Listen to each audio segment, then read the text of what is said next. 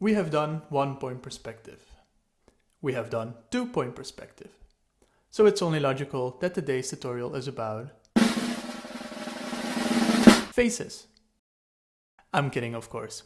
Welcome back to another Tutorial Tuesday, where today we'll be taking a look at 3-point perspective. Let's go! Last week we took a look at 2-point perspective. If you haven't seen that video, check it out here. If you have seen it, you'll be in for a treat. That's because 3-point perspective is 2-point perspective, but extreme. It's like looking at a very high building or looking down from a helicopter. So, we can copy this entire setup. A horizon line with 2 vanishing points. And now we can add a 3rd vanishing point. Let's put it right there. So now, when drawing our beloved cube, vertical lines will now also converge and it will be in this point. Let's see. Like last time, we will start by drawing 2 lines from our left vanishing point into our field of view.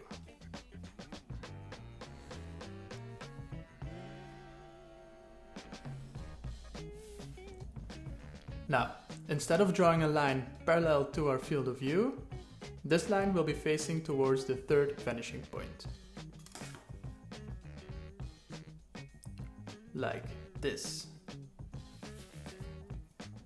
From here, we can complete the cube, making sure all lines converge into one of our 3 vanishing points.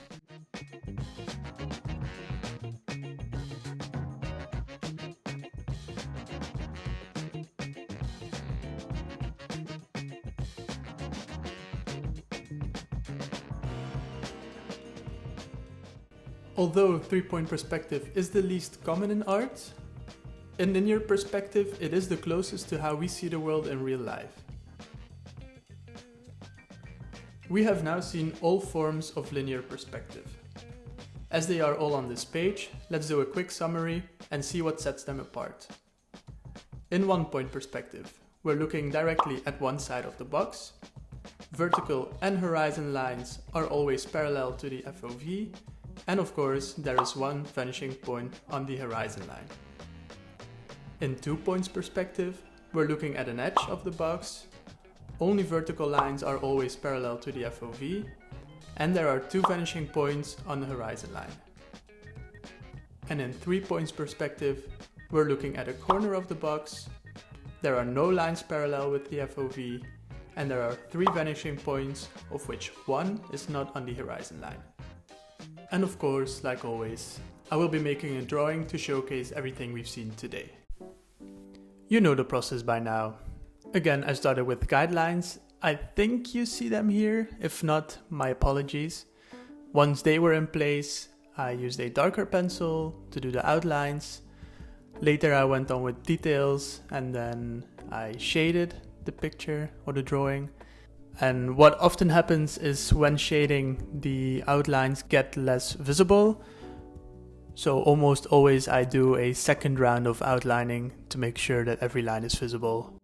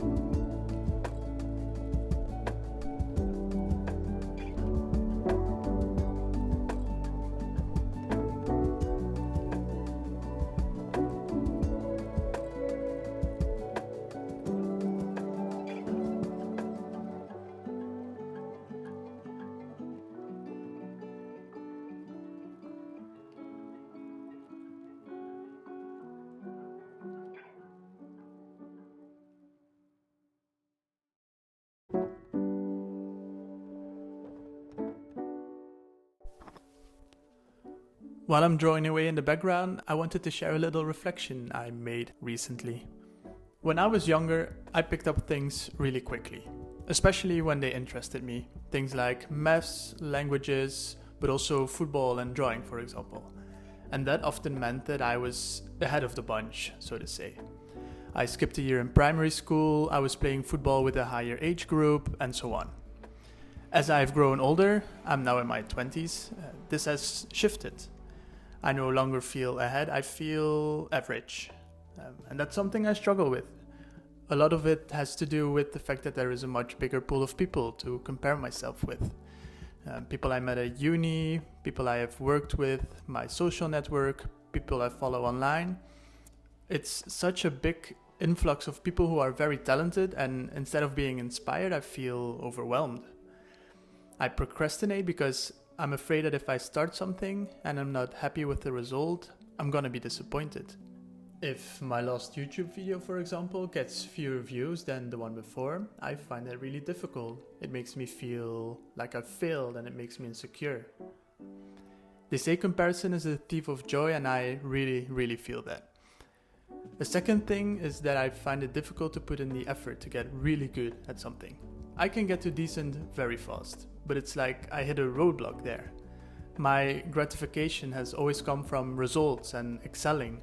Even in small things, I am annoyingly competitive in board games, for example. But it just doesn't work anymore. My mindset has to switch to enjoying the process and the learning. I know rationally that not every drawing will be my best, and not every run will be my fastest. I have to see it as repetitions. Making a bad drawing is so much better than not drawing at all. It's not the outcome that is important, it's the showing up. I'm not really sure why I'm sharing this. I guess for one, I hope to live by my own words and do more of the doing without all the expectations. And I guess secondly, if this resonates with you, just know, like Troy and Gabriella would say, we're all in this together. Anyway, thank you for listening to my TED Talk. We'll see you at the end of the video.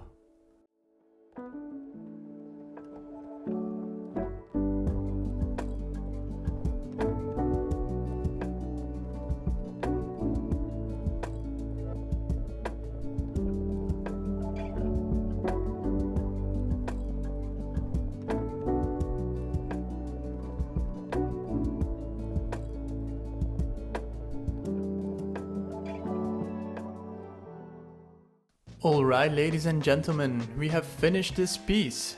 A bit simpler than last videos, all in light of what I was just talking about. I hope that little yap session didn't put you off too much, sorry if it did. This was the last video on linear perspective, but not to fret, we have barely scratched the surface of perspective drawing, so expect more to come. If you want to see those videos when they come out, make sure to subscribe, and if you enjoyed this one, consider absolutely smashing that like button. Thank you so much for being here, and don't forget to ink outside the box.